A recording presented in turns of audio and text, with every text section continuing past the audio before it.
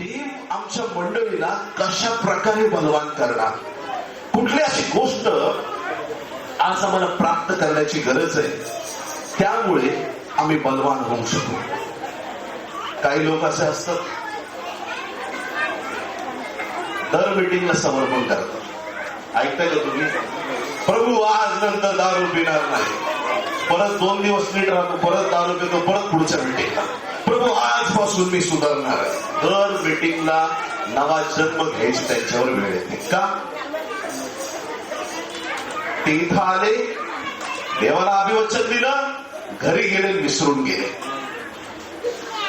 देवाच्या प्रिय लोकांना या जगात एक अटळ गोष्ट परमेश्वराने दिली. काही लोक आता बोलता बोलता बोलून गेले, आणि सगळ्यात पहिली गोष्ट जी आम्हाला मजबूत करणार आहे ती म्हणजे देवाचं पवित्र वचन. आमेन.